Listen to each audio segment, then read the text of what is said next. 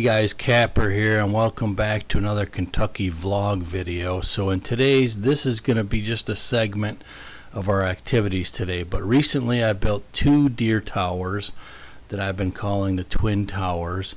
If you've missed those videos, I'll put a link in the description down below. But anyway, so I've got one spot already picked out for one of the deer towers.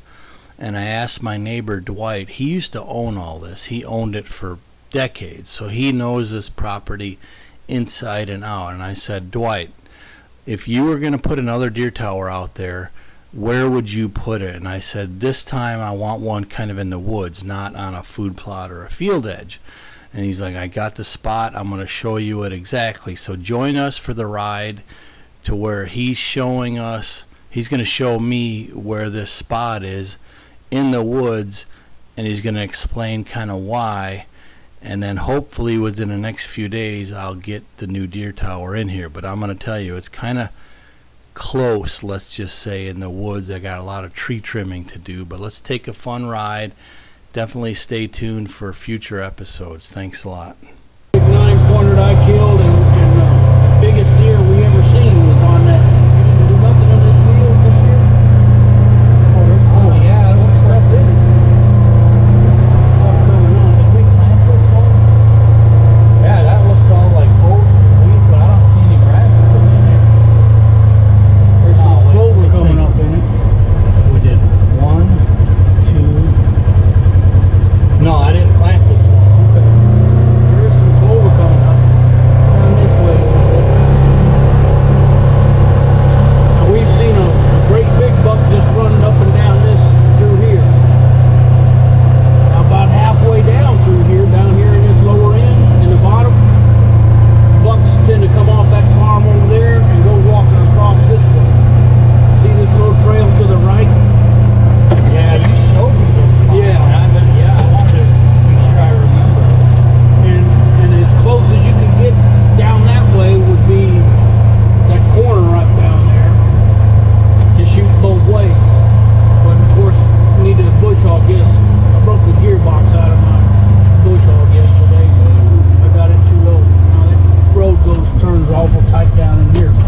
But down in this lower end, you don't want to go down there. You don't have to walk down. Okay.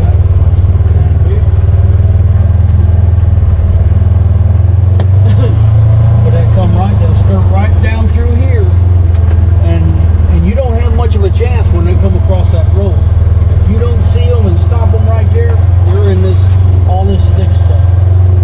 A lot of bucks hang out down in through here.